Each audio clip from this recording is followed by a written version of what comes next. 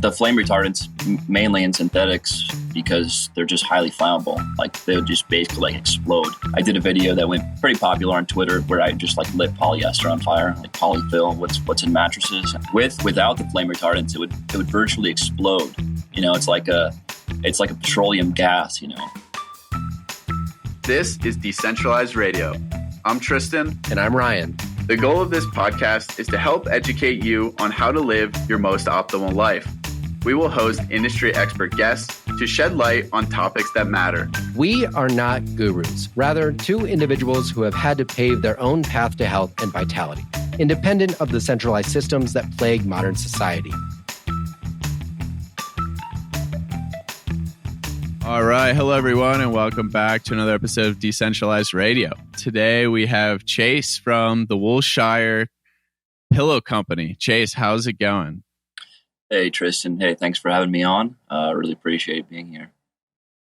Yeah, for sure. We're going to have to dive deep into the evil world of synthetic pillows and fabrics and clothing, which is definitely a personal favorite topic of mine. Environmental toxins are everywhere, very prevalent, and it's really sad how far we've come from using, natural fibers like wool and organic cotton. But first, Chase, I'm just curious. It's a pretty niche thing to get into, making all natural fiber, U.S. sourced organic cotton wool pillows. How did you what's your backstory? How did you kind of dive down this rabbit hole of natural living and especially, natural fabrics and fibers in our clothing and bedding? Yeah, I was raised with organic food. My mom was one of the few people to be doing organic food in the 90s and early 2000s. And so it's always been kind of part of me. But yeah, just probably in the last 3 years, I started looking into, what we put in our houses. I work construction, and I was constantly getting sinus headaches and migraines. And I started looking into like what we put in, like OSB, plywood, the glues and formaldehydes, chemicals.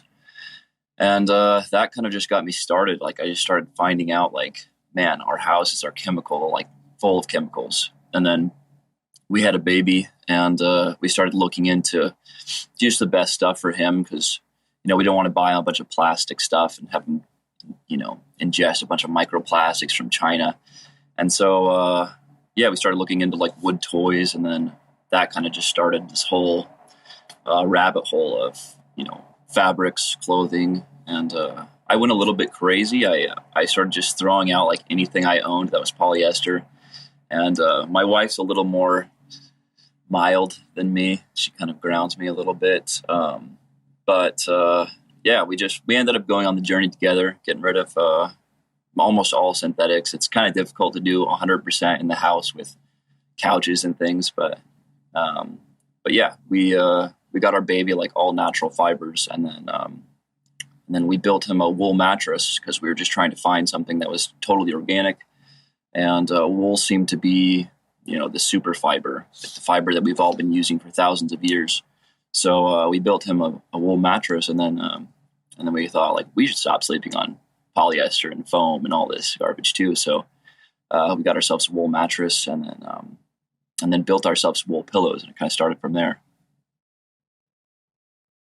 Yeah, it really is like a overwhelming rabbit hole to dive down. I think we're all still like diving down it, at least, I am. And it's funny you mentioned construction of houses and things like that, because that's actually the area I've been thinking about the most. And I think the people don't realize is, everything in your house is just like, full of these chemicals, unless maybe it's like really old or, you really got it done the right way. But I wake up every morning and go out on my deck because it has a great view of the sunrise.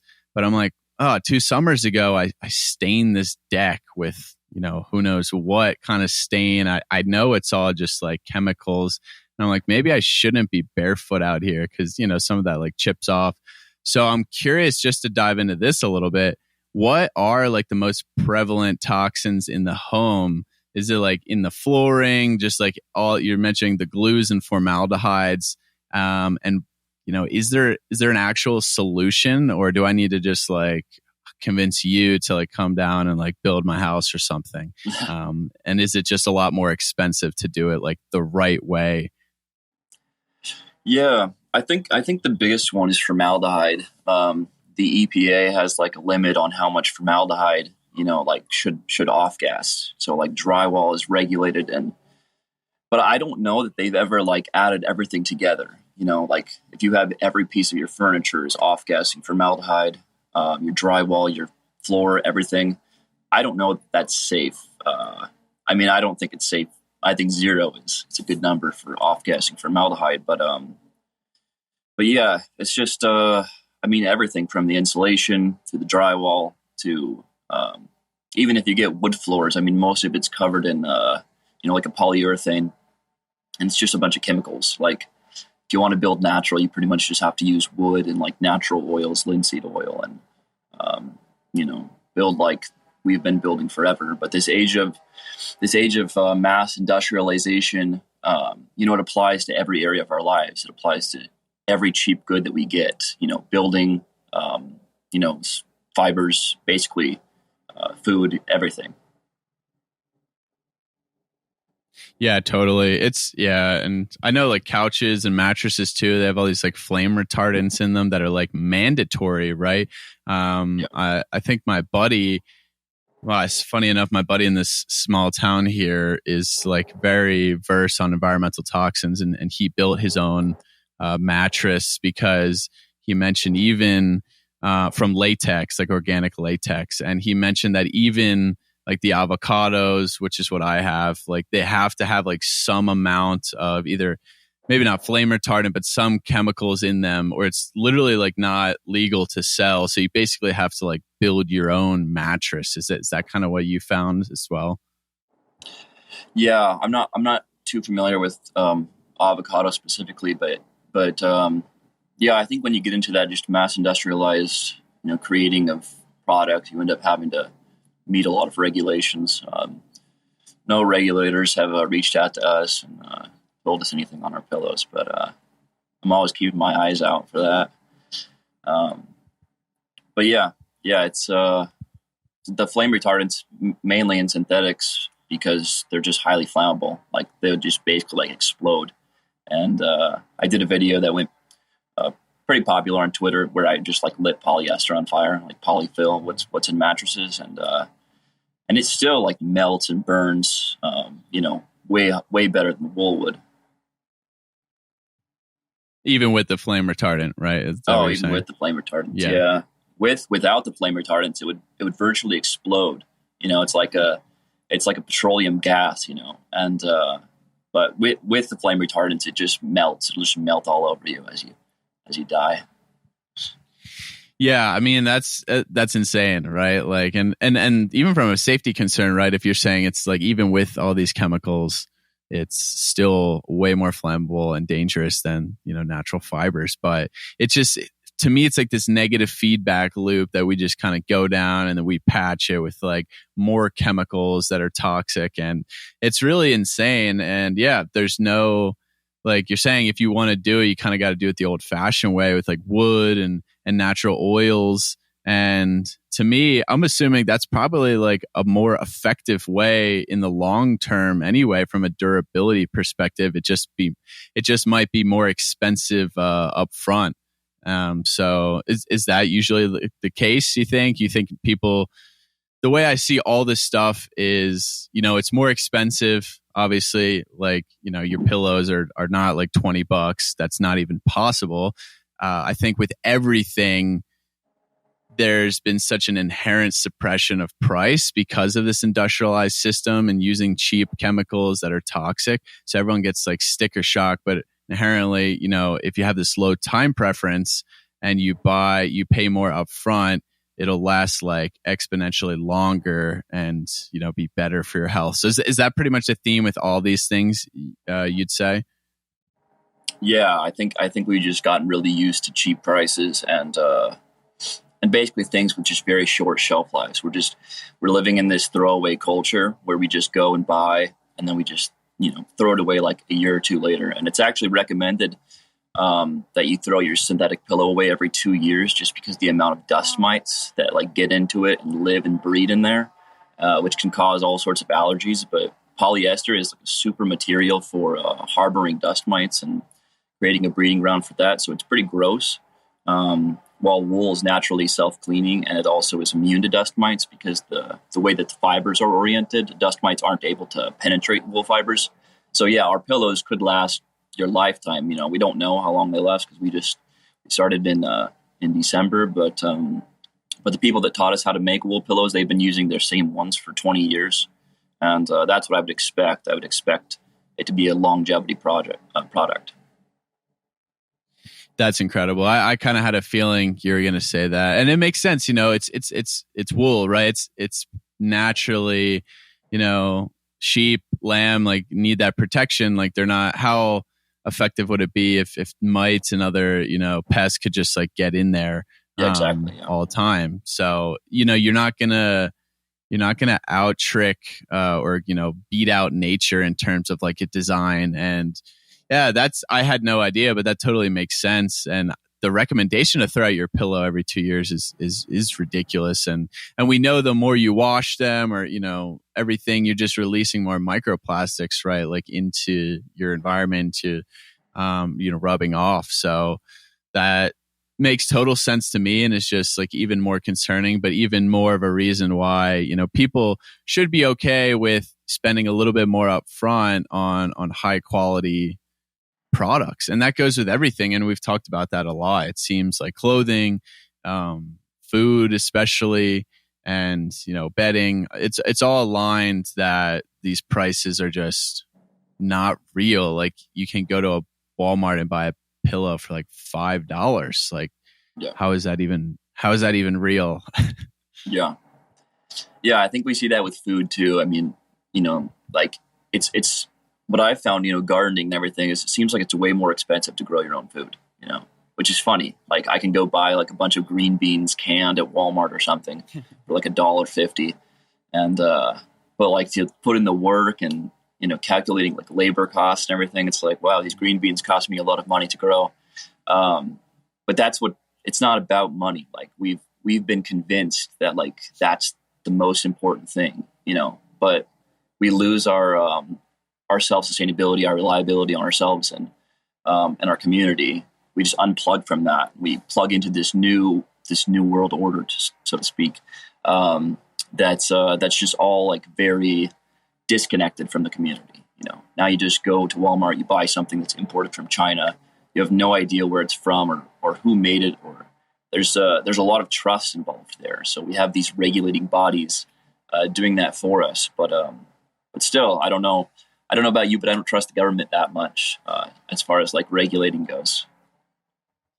Yeah, no, totally. And you're so right. It's not about the money, but inherently it is. And I don't know how much you've dove down the Bitcoin rabbit hole at all, but to me, it's just like a byproduct of like fiat money.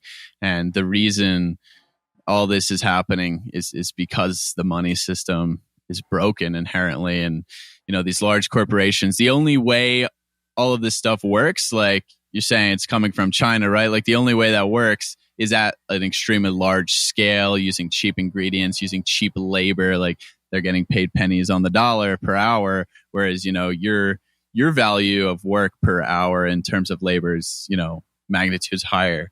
But yeah, and then you have all these regulations to kind of reel that in and make sure it's really streamlined and people can't just like do it their maverick way unless it's like on a really small scale. So inherently that's, to me, such a big problem.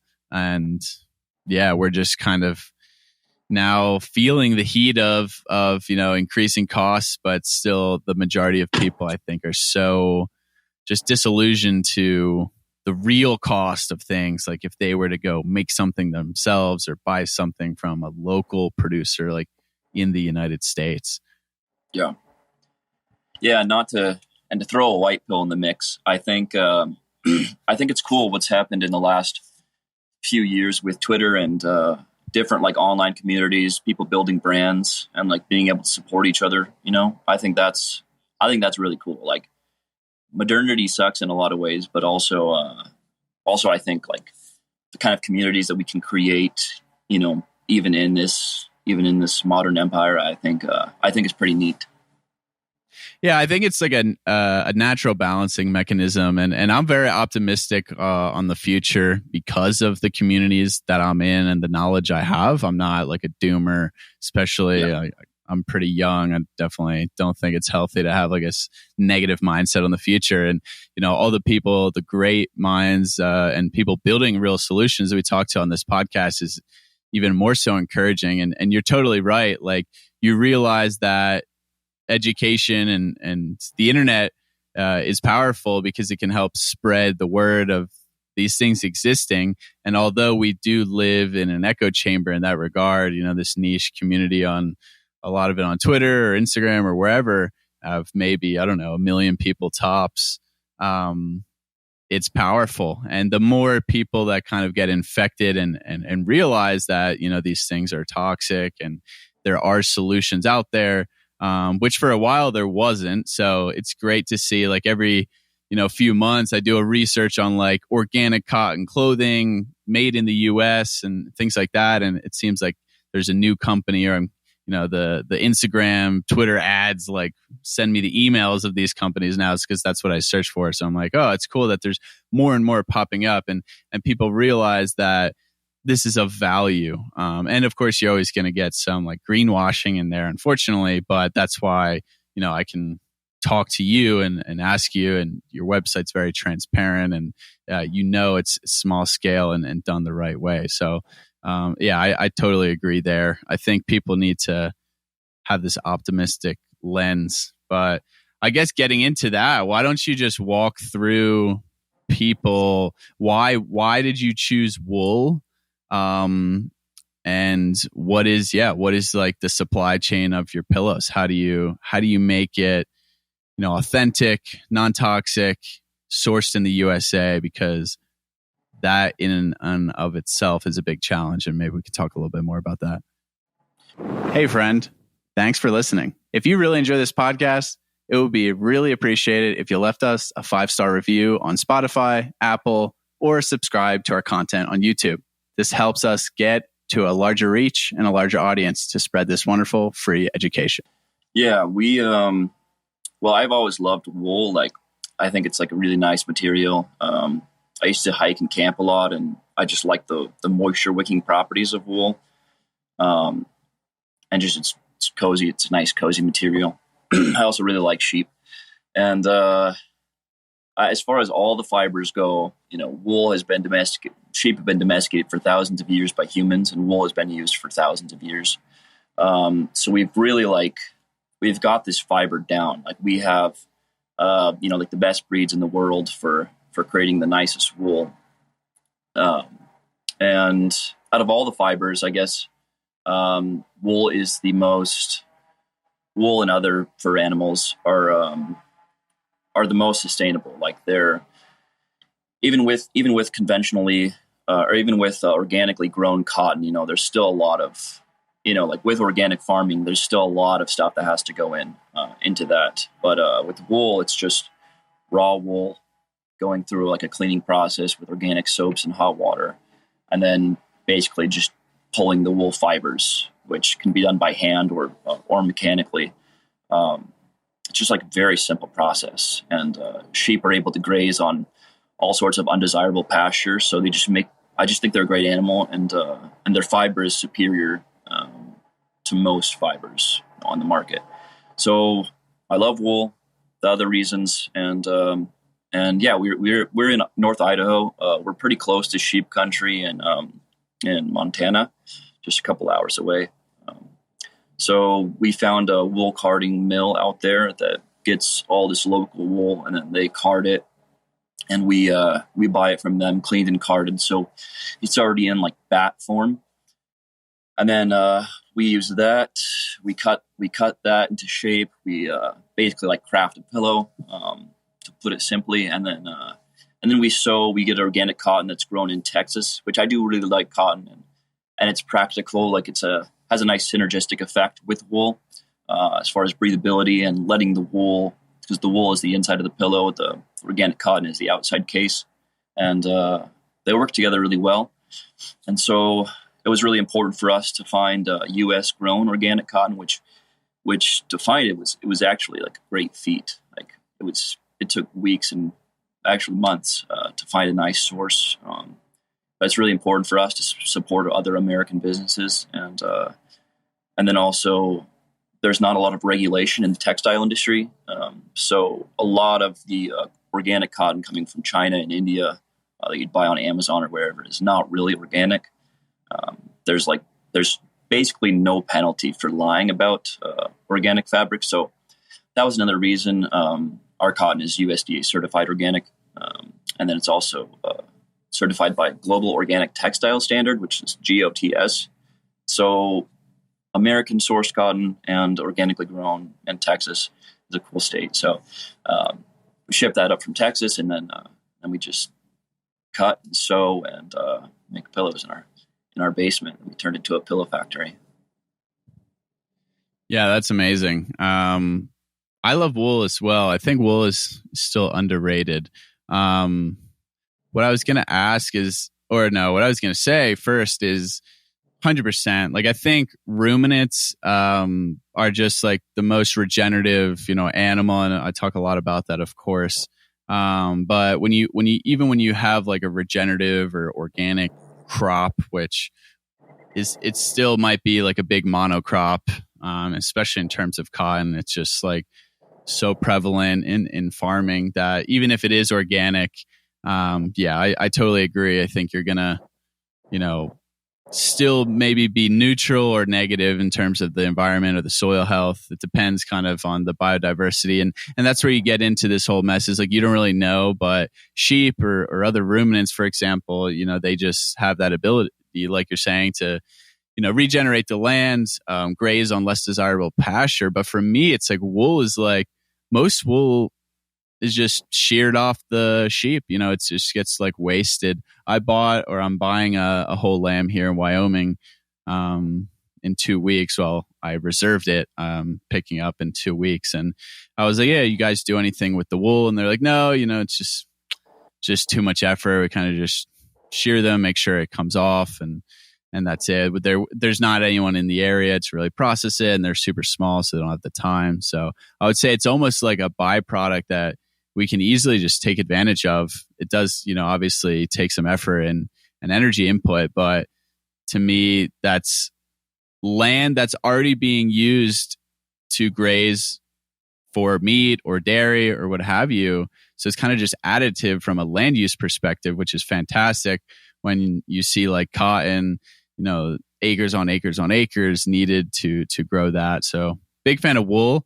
I was going to ask, the organic cotton standards for sure. Like I've talked about that with Ryan Griggs from Regenaissance on here, and China and the whole cotton industry. I didn't even know how ridiculous it is. Like it's probably one of the most dirty. It's probably the most dirty crop in the world in terms of sprays, pesticides, herbicides. But then also like in India, which is the capital, like there's like the conditions are so bad. And what you're saying, I think, is true. And some of these organic cotton brands that come from India, I'm just like very skeptical, to be honest. So the fact that you're saying that there's no regulations makes me even more skeptical. So power to you for, sourcing in the US, whether USDA is, although it has its own downsides, it's kind of verifying, and of course, American quality and energy to keep it within just a few states is much less. But I'm curious, what exactly does organic mean in terms of cotton? Do you know the specifics? Because for me, organic, it's always like a mixed bag. Does it mean no spray? Does it mean, certain types of sprays that are more natural? Is it regenerating the soil? if you have any insight there, I'm curious because I'm not as familiar with cotton as like other products.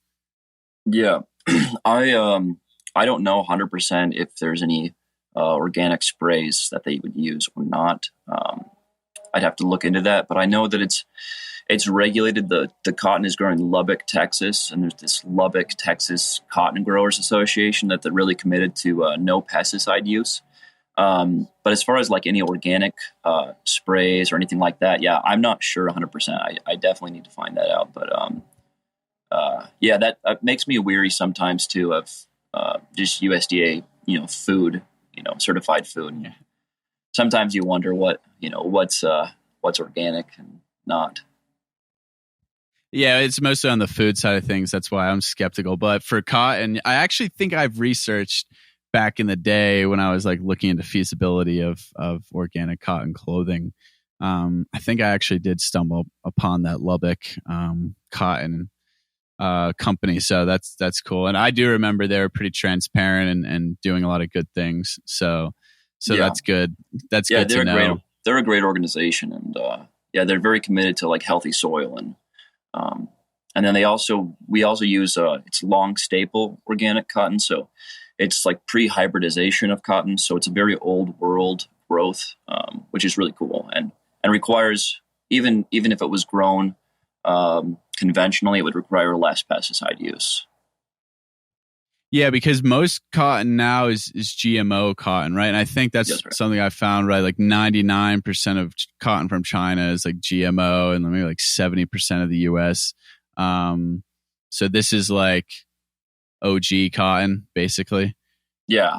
This is the cotton that we've been using for thousands of years.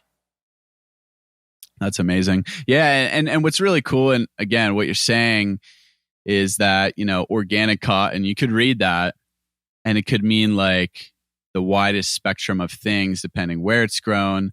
They could be organic cotton. You still have this, huge monocrop and spraying organic things in a different country and not really helping the soil at all. Or you could have someone that and you could research this, Lubbock Cotton Company, and see that they have this dedication to soil health. So I think that's really important for people to understand, is that these are not all created equal. And the more we have this local supply chain and transparency, like you can go verify it yourself, which is, fantastic.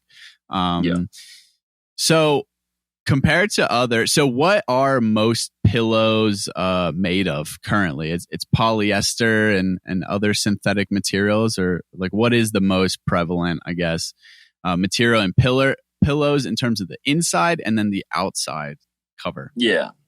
Yeah. So most pillows that Americans use are just polyfill, basically. So it's like a polyester that's been fluffed into a fill. So it's petroleum derived. Basically, it's derived from crude oil, undergoes a myriad of synthesis, chemical processes to turn crude oil into a fiber that can be spun, and then it's just jammed in a pillow. There's also like memory foam and all these like purple pillow, and all this other stuff. Like they're also essentially the same ingredients, just processed in different ways. So yeah, it's just a bunch of chemicals. Like if you could know all the chemicals that you were sleeping on, you'd be troubled.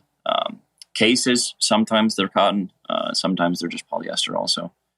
So what's wild is, you're literally spending like a third of your life. Oh, maybe not everyone, but you should be spending a third of your life sleeping roughly.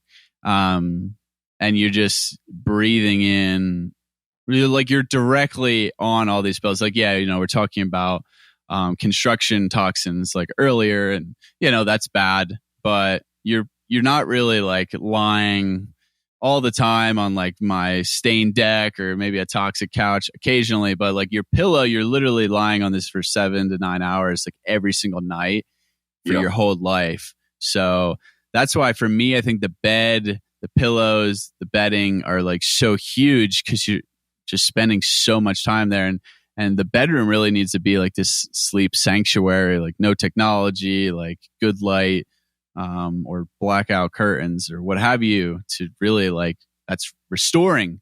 And if you're just exposed to these toxins while you're sleeping, you're not getting this restorative, effect of sleep from all the toxins you're exposed to during the day. So to me, it's like you're basically shooting yourself in the foot.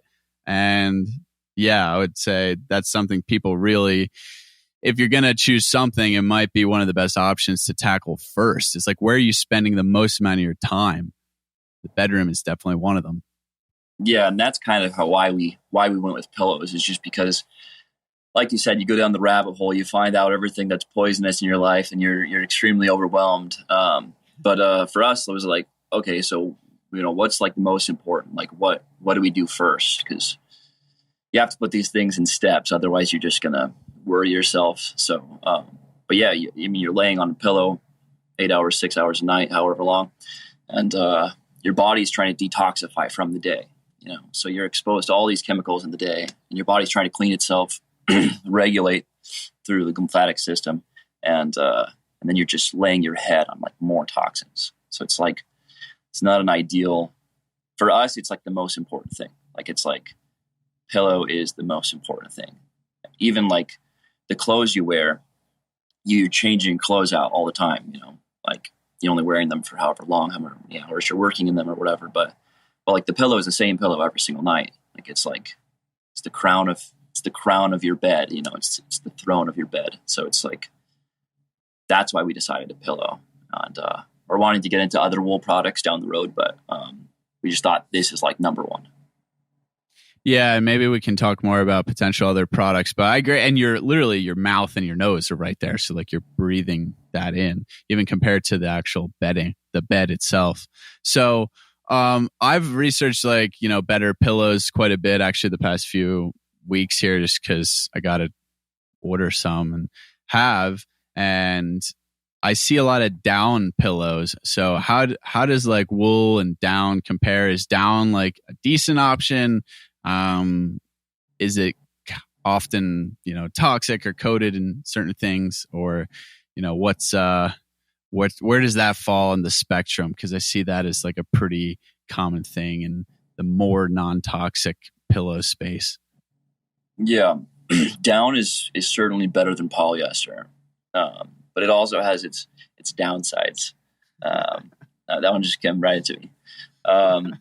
Yeah, it's usually plucked from dead geese in really suboptimal conditions. So like when you think of because you're in this space, when you think of like feedlot cows, and it's kind of like that same idea. Like industrialized processing for goose feathers is very similar. Like it's very dirty, very gross. Usually plucked from dead geese. If not plucked from dead geese, plucked from live geese, which is pretty inhumane. And then they take the feathers, and then they have to undergo like a series of processes, usually at least bleach. I don't know if they put formaldehyde in them or not, but yeah, when you have all that grime and all that bacteria, you have to put some kind of chemicals on it to reduce that. And then it's put in a pillow. Again, it's better than polyester, but it's not ideal. And also, it's not immune to dust mites. So dust mites can get into to feathers, and the way the feathers are oriented is just like really random. Like it's like a totally random pattern. So it just creates a lot of breeding ground for bacteria and other things that you don't want to be sleeping on. But again, better than polyester for sure. Yeah, once you mentioned that earlier, I was thinking for sure like down. It seems like it's very just like loosely thrown in there. Like it's not really like tightly packed.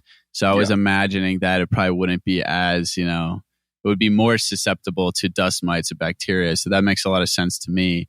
And from what I found, I looked hard, and I think I found maybe a couple that said it was like untreated or something like that.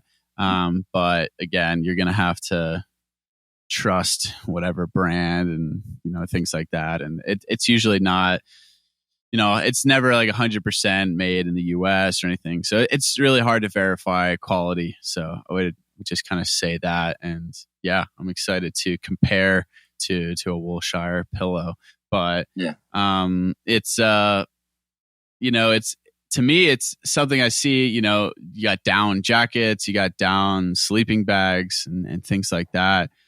Is this all a place where really wool could be prevalent? And you said you're into hiking, things like that.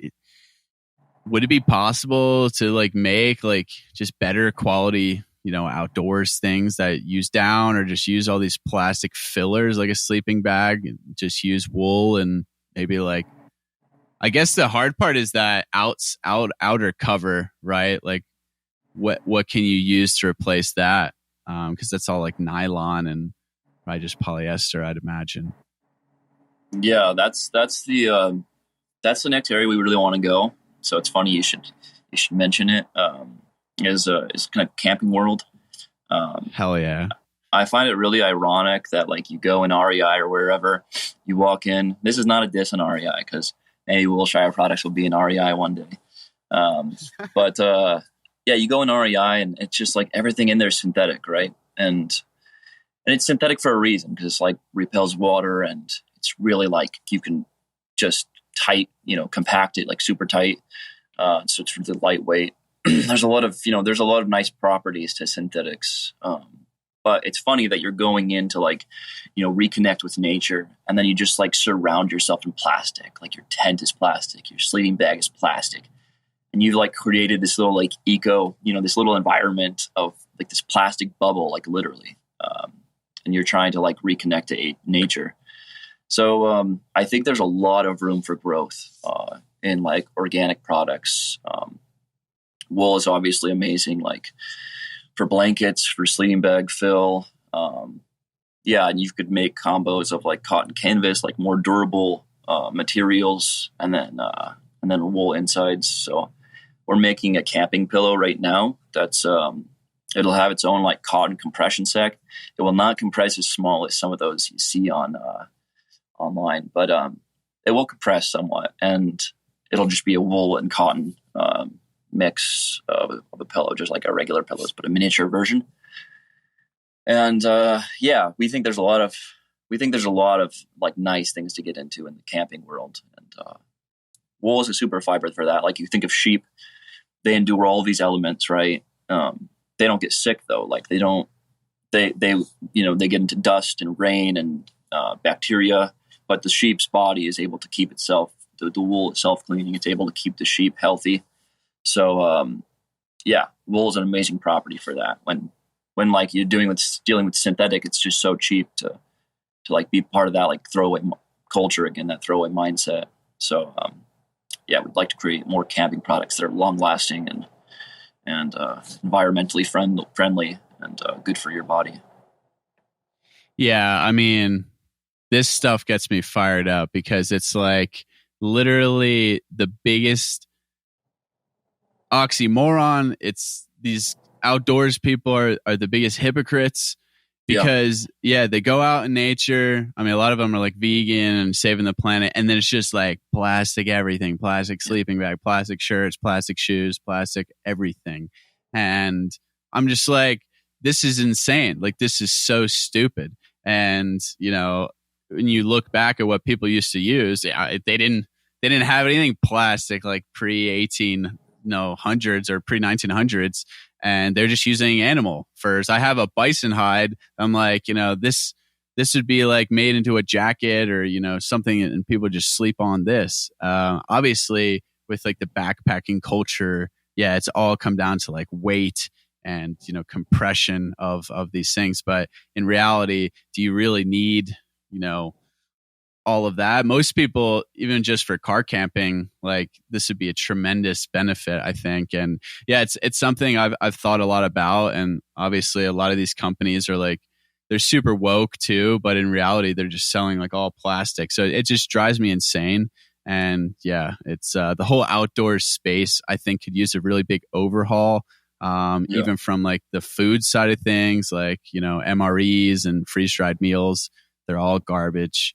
They're all filled with chemicals. Bars, any energy bars, are just filled with a bunch of crap. So That's cool. Maybe we'll have to chat more about that, because I would love in general to be a part of that. It's, a super big passion of mine, and I think there's so much growth here. So that's incredible to hear that you're already thinking about that, because it's a really it's a good market to target, and people we're willing to pay a fair amount of money for outdoors equipment, especially. I mean, even you can't go into REI without spending like $200, I'm pretty sure, but Right.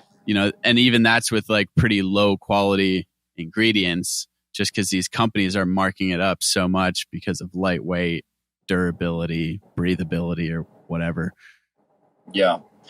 Yeah. It's funny that some of those brands are, they're some of like the most like environmentally conscious brands. And then they're like the ones like shilling the most plastic possible. It's so ironic. It's like, I don't know. We really think that's a good space to get into, and I think there's a big potential for an awakening, like going back to just our roots. It's going to be heavier, but it's like, what's it, like an extra half pound or like a little more space? Like it's just a marketing gimmick that they're like, oh, it's so small and compact. When you're not even getting like any comfort out of it, basically. Like it's like a blow up pillow or whatever. Yeah, no, totally. Yeah. And my buddy I was, backpacking with the other week, and it's like he still had all his stuff from like doing the John Muir Trail, which is like 30 days, and it's all like super ultra light. And he's like, this stuff is just like, he's like, I would be willing to carry 2 more pounds to just sleep like a little bit more comfortable. So, I mean, there's a trade-off, right? And like, I don't know, just, get a little stronger, and you won't have to breathe in all these toxic chemicals. But that's, I guess, the trade-off. And wool is like really prevalent in the sock space, but I've never, except on Etsy, found like 100% wool socks. It's always like blended, and I think merino wool has become like one of the biggest marketing labels for clothing. So I'm curious, what are your thoughts on that and blending it? Is it necessary, and is merino wool like totally overrated, or is it pretty good? Yeah, I'm a purist, so I'm really opposed to blending. I think it's lame. I actually have this guy I buy socks from. I'm a sock guy, and he makes 100% organic cotton socks that they don't have any elastane in them at all. So, funny story, I bought me and my wife a bunch of pairs, and then they're like so big. They don't like wrap around the ankle, so we just look kind of silly like walking around our house, but it's fine. Like, it's, who cares? Who's gonna see? But yeah, I merino wool is super nice. Like there's some wool that's nicer than others for sure. And merino is like, it's kind of the king of wool fabric. It's really been like, they've really got it down in New Zealand, where the breed comes from. And that's like their bread and butter. So it has like a really nice actual stretch effect that would definitely reduce, if not entirely eliminate, the need for nylon or any other synthetics. I actually bought some, I'm wearing them right now, actually, some 100% merino wool shorts. And they're kind of like a workout short. They're pretty nice. There's a lot of companies that are doing this now, starting up. Most of it's based in China, so it's not ideal, but it's at least like a step in the right direction. Like I would rather have this than nothing. So like merino wool activewear, I think is going to become a huge thing. Like 100% merino wool. It's able to, you can just basically place it in the sun after you work out, and you're not going to get like any smell. Like the next day, it's your armpits aren't going to smell or anything like that. Not wearing deodorant or whatever. As opposed to synthetic, harbors that bacteria, and it's just an amazing properties of wool. Are you interested in 100% grass-fed, grass-finished bison meat? I'm excited to be a partner with Falls Family Ranches.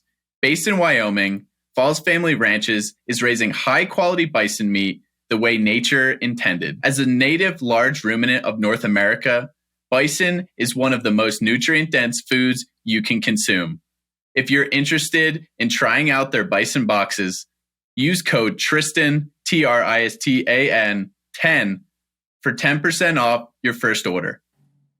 That's really cool. Yeah, I've seen merino become really popular, and I think I actually just bought like 100% merino wool, like long sleeve thermal. And yeah, I'm probably from China, but I guess that leads kind of in the next question is the difference. So you guys use like organic washes for your wool.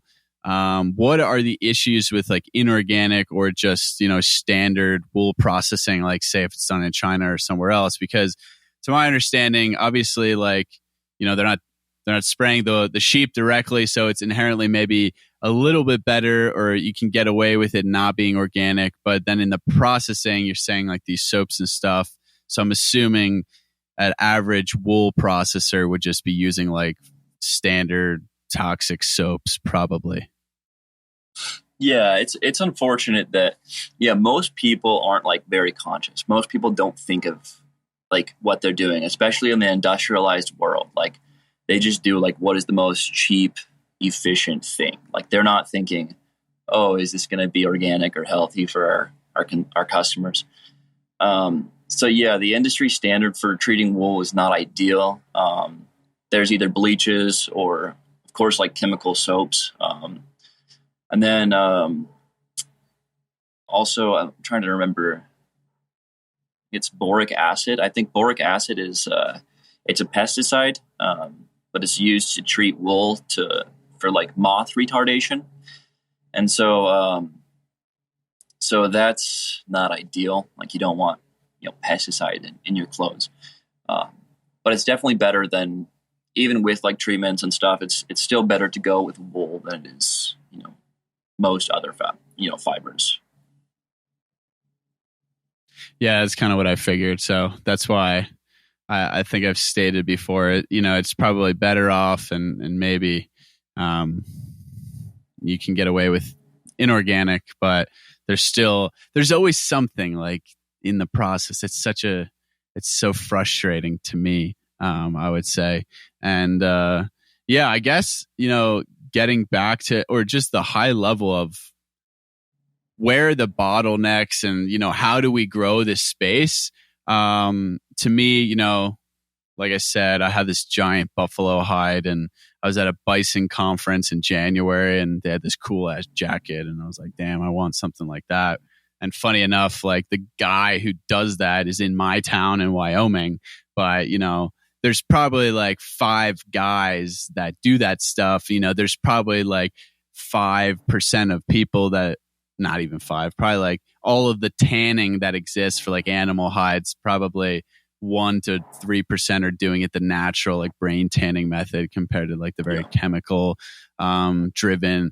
So for me, I see the biggest bottleneck is like finding people that can process these things, doing it the right way. Like it's hard enough to find like a good organic cotton or like wool supplier, but even in the next step is the processing and finding someone doing it the right way, because it seems like this just lost knowledge and lost priority to do it like that.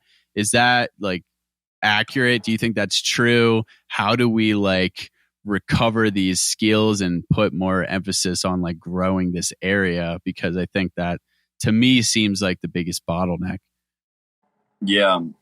I just think the more aware people become, the more basically support it's going to create. Like the more people that are interested in wool products, they're just going to keep contributing to the industry. And it's like, just like with Bitcoin, like more like awareness that happens, the more it's adopted and the more people like opt into the Bitcoin system.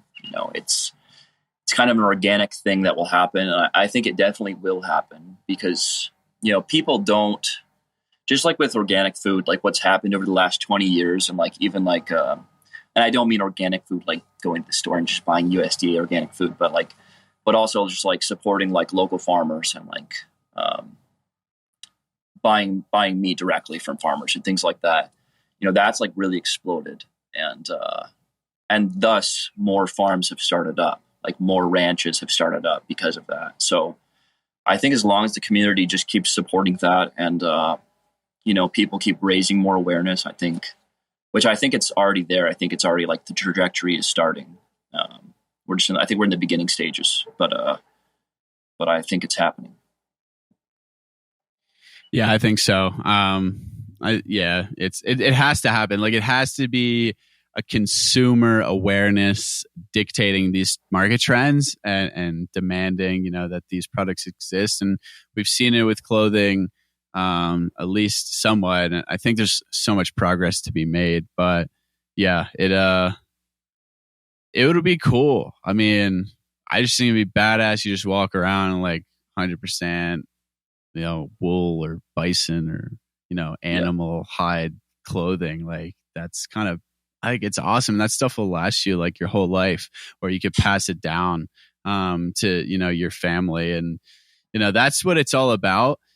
It doesn't fit this, consumerism model we have. So again, coming back to the money, it's like, you can't make money as a company selling like products that last 20, 30 years unless they're initially priced appropriately. So, but as you're saying, there's a whole market share to go after in this space. So like, there is a lot of market to capture, a lot of people to have their minds changed. And we all just need to get into this mindset that is the right way to consume, I think. I mean, it's like, yeah, there's so much trash and waste, and people buy, 10 t-shirts a month for just like no reason. And we want to talk all about, the issues with climate change or what have you. But in reality, it's just like the consumption model. And yeah, that's why I'm so big on Bitcoin, because it's like, until that system is more prevalent, that mindset, we're just going to keep coming down this path. But I'm pretty bullish that, folks like you are starting these sort of enterprises up. I mean, it's really exciting. Yeah. Do you sell locally at all? Have you how has the reception been locally? Neighbors, I mean, have you tried selling at a farmer's market? I don't really know how pillow bedding stuff works. I've never seen anything like this at a farmer's market. I've seen like soaps and stuff, but that's about it. Yeah. We've been meaning to hit up our local farmer's market. There's a lot of outside Californian money coming in. So of course. Yeah. So we think that'd be good, but we did one in-person event just back in was it July? Yeah, it was June 30th, July 1st. It was called Modern Homesteading Conference. It was in Coeur d'Alene, Idaho. And there was like 6,500 people there. But there was vendors. We were one of the vendors with our pillows. And we had like crazy positive reception. Like, we sold like 25 pillows in one day and like a similar amount the next day. So that's a lot of pillows for us. Like, that's what we were doing like per month back in like January, February. So yeah, to sell like a month's worth of pillows in a day was pretty crazy. But it was really encouraging. It was cool to see like people really cared about, they just like thought about it and they were like, oh, that's a great idea. So yeah, they like supporting like, the local Montana wool, and they liked that we were supporting like Texas cotton. A lot of our customers, I don't say most, but a lot of our customers are from Texas. So I think people in Texas are really proud of being from Texas. And so they want to support Texas basically. But yeah, it was cool. We're going to do another in-person event. There's this big festival in Idaho, in South Idaho, which is really far from. It's like a 9-hour drive because Idaho is such a tall state. Yeah. So we're like at the top, and this is at the bottom, basically. Almost to the bottom. It's called the Trailing of the Sheep, which is this huge event, multi-day event where they move sheep, this massive herd of sheep, from one area to a pasture. And it goes right through the town of Ketchum, Idaho, and Sun Valley area. So we're going to do an in-person event there, have a small vendor booth in October. So that'll be exciting. We're excited just to go because it'll be cool to see. That's awesome. Yeah. How long does it take you to make one pillow? It's hard to determine exactly, just because like the way we get everything is like nothing's like pre-made for us. The wool is as good as it gets though. Like it's like in batted form already. So we just get rolls and we just roll it out and then cut it and then shape it. But like our cotton that we get is a 93-inch roll of fabric, and we just have to pull it out and like cut strips and then basically cut that into thirds, pillow sizes, and then sew them. But I think we've got it down. Like if my wife and I are working together, I think we got it down to like 30 minutes a pillow, which is pretty good. But down the road, we'd like to get a little bit of help because we'd like to like in-house help because we'd like to start like offering like wool pillowcases and things like that. Especially for the camp pillow, I think it'd be really ideal to have like a wool pillow cover. Maybe have two options, like an organic cotton canvas pillow cover and then like a wool pillow cover. Yeah, totally. That's pretty good. I mean, that's better than I thought. 30 minutes, not bad. Well, you got it down to a science. It'd probably take me like 6 hours to do one. But yeah. In the beginning, it was taking us like a good hour and a half, and yeah, I think we've got it down to like 30 minutes, which still is like very careful. Like we don't ever try to rush. Yeah. We're like really picky on like our pillows being like perfect. Like we're just like obsessed about like creating like the best pillow on the market that's like an organic product. So what is the best like firmness, or a lot of pillows are like soft, medium, firm? Like what would you say your pillows are?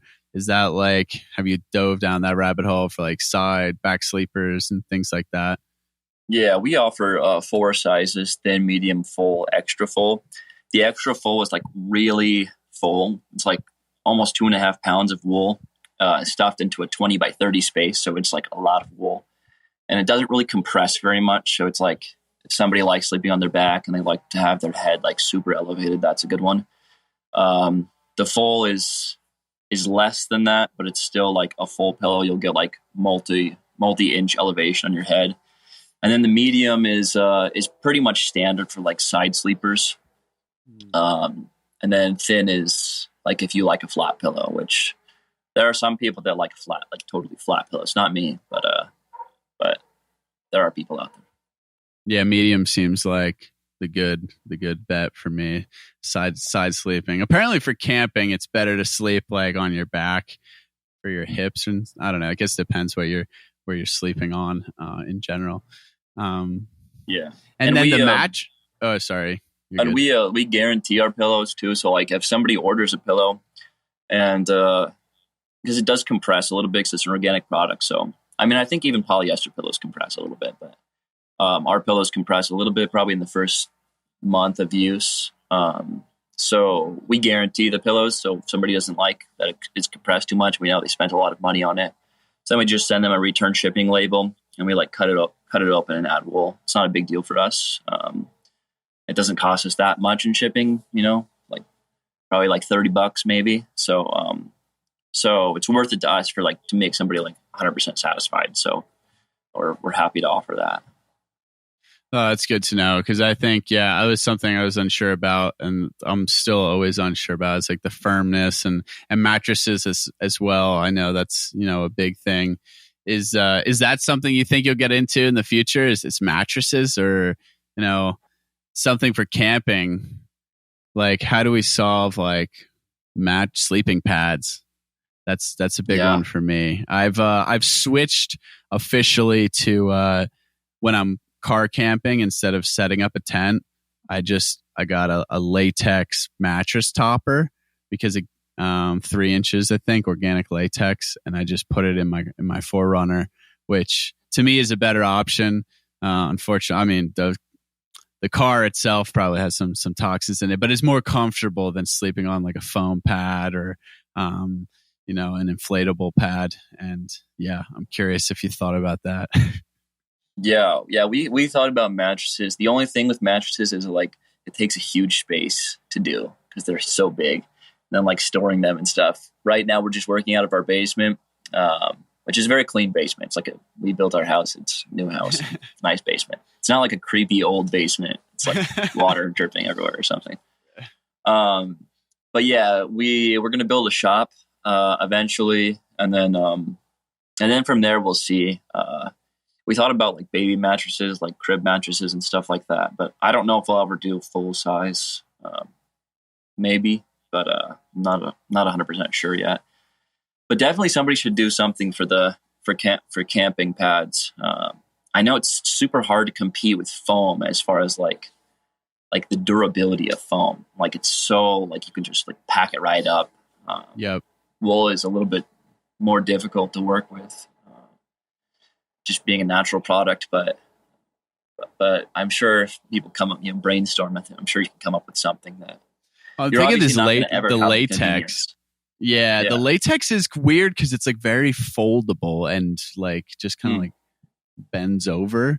Yeah. I'm wondering if you could like roll that up into like a little wheel and do that. But yeah. For me, it's tough. I hate the inflatable ones too. I always just went with the foam, but even the foam, and it's if I am backpacking, like kind of just stick it outside my pack. So it's like if you could roll something up, I think you could just stick it on your pack. I mean, what did people used to sleep on? Probably just like animal hides, right? I'd imagine. I don't even know. Yeah, in camping, probably. Yeah, that makes sense. They're probably just used to sleeping on dirt. We're all like lush and cush these days. It's like, oh yeah, it's gotta be 2, 3, 4 inches or else I can't go into the back country. Yeah. But it is nice. I will say that going from sleeping on very minimal stuff, especially if you are, we can find a solution, I think, with our modern intelligence and high quality ingredients. I would hope. Yeah. Cool. Well, Chase, this has been a pleasure. Where can everyone find your amazing pillows? Yeah. We have our website, thewoolshire.com. And then our social media is just at the Woolshire, or I think Instagram is the Woolshire. There's no at. So yeah, check us out. We're always creating. We're always doing stuff. We're just a small family business. But yeah, we really believe in the cottage economy and really believe like that it's cool to support other small businesses. So even if you have a small business and you want us to check it out too, send it to us, through social media. And we like supporting that whole Twitter economy. And yeah. That's awesome. Yeah, no, 100%. I'm on the same page. Like I'm happy to, buy a quality product because that is like 100% like really good quality and is supporting locally as well. We're in the same region here and in the US. It's like so rare to find this. So we'll put all those links in the show notes.